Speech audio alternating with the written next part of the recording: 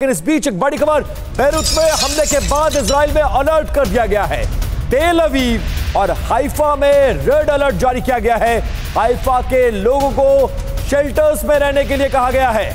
Israel ने air defence system को भी एक्टिव कर दिया है। मतलब अंदाजा है कि अब लेबनान हिजबुल्लाह शांत नहीं बैठेगा।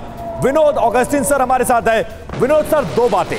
पहला, ये सोर्सेज ये कह रहे हैं कि अमेरिका और इजराइल ये नहीं चाहता है कि सीधी जंग लेबनान से हो, क्योंकि अगर ऐसा हुआ तो तेल की सप्लाई पर असर पड़ सकता है, पूरे यूरोप में इस पर असर पड़ेगा। इस युद्ध को रोकने की कोशिश है। और दूसरी तरफ अमेरिका के दौरे को बीच में छोड़कर नेतन्याहू वापस आते हैं, अधिकारियों के साथ बैठक करते हैं और टारगेटेड अटैक करते हैं।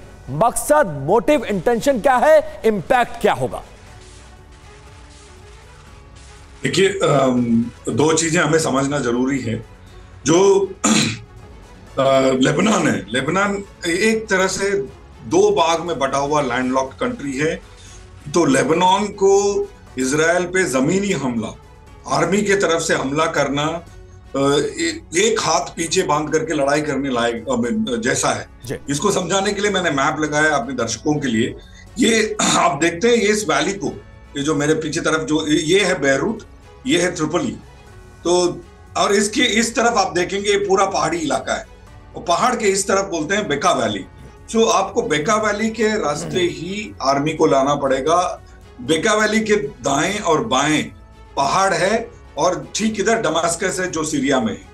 सो त्रिपोली, बेरूत, दमस्कस, ये तीनों का एक तिगड़ी बन जाता है।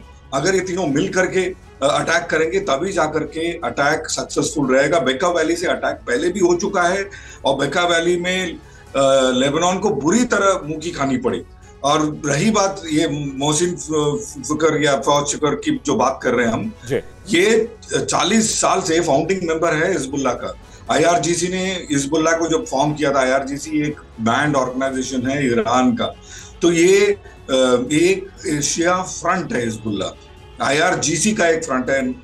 और इसका मारा जाना ये दिखाता है हमको, ये इन्होंने पहले से ही इसके ऊपर, जैसे कहते हैं ना, स्पॉट लगा के रखे हुए थे कि आप कुछ करें तो सबसे पहला अटैक हम इस पे करेंगे। इसका मतलब आप समझिए मोसाद का कितना ज्यादा पेनिट्रेशन बेरूत में है।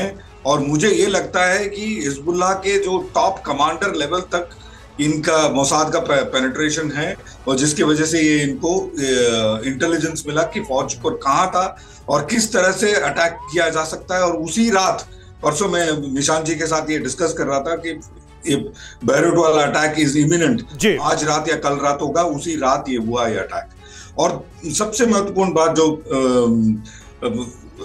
सुमित कह रहे थे कि अभी आगे जाकर के इसका रुख कैसे जाएगा, दैट विल डिपेंड कि इस एरिया में शांति आएगी कि ठीक है, इस पर रिएक्शंस कैसे आते हैं उस पर बहुत कुछ डिपेंड करता है। जो दूसरे देश हैं जो लेबनान के साथ या हिजबुल्लाह के साथ खड़े हैं, वो कैसे रिएक्ट करते हैं। हम लौटेंगे आपके पास, ये चर्चा जारी रखेंगे। और देखिए, एक और ब्रेकिंग न्यूज है। बेरूत हमले पर तेल अवीव से बड़ा खुलासा।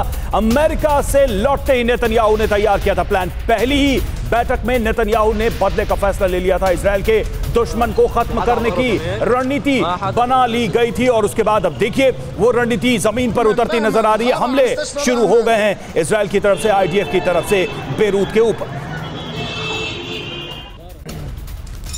और एक और बड़ी खबर का रुख कर लेते हैं। बेरूत हमले पर IDF की प्रवक्ता हगारी का बयान आया है, हम जंग नहीं चाहते लेकिन दुश्मनों को भी नहीं छोड़ेंगे। दुश्मन कहीं भी हो ढूंढ कर मारेंगे, ऐसा साफ किया है IDF ने। और उसी के तहत यह बड़ा हमला। और बेरूत हमले का एक विध्वंसक वीडियो सामने आया है। मिसाइल धमाके से दहला शोरूम, हिजबुल्लाह कमांडर को निशाना बनाकर यह हमला किया गया। लेकिन इसमें देखिए शोरूम कैसे ध्वस्त हुआ है, ये तस्वीरें नजर आ रही हैं।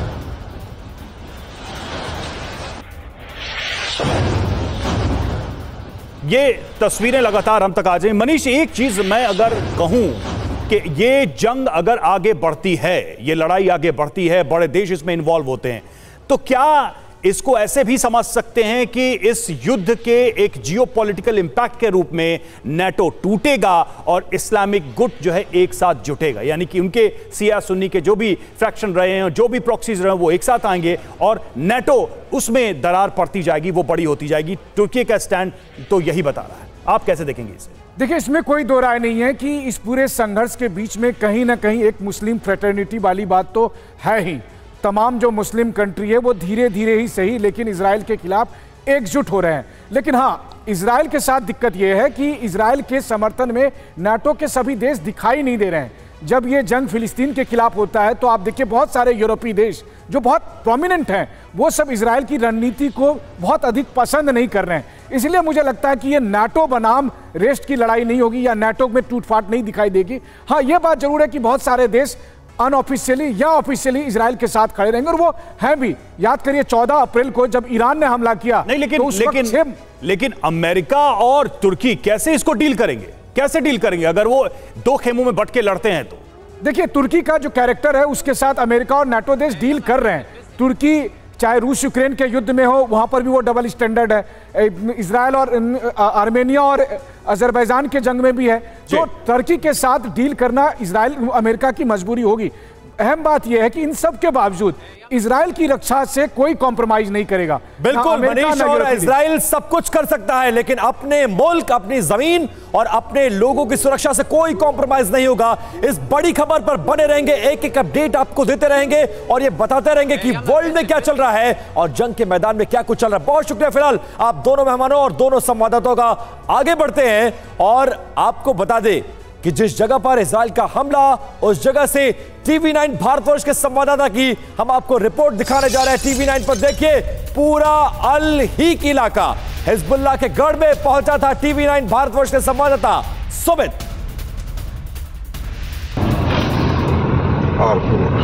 These all areas of Hezbollah only.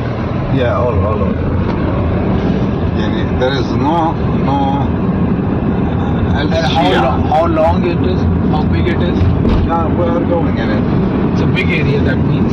It's about 1 kilometer, and from here till I told you.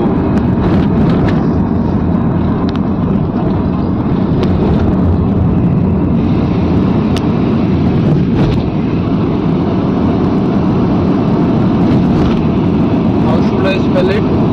This area, how should I write it? The name of here. OU.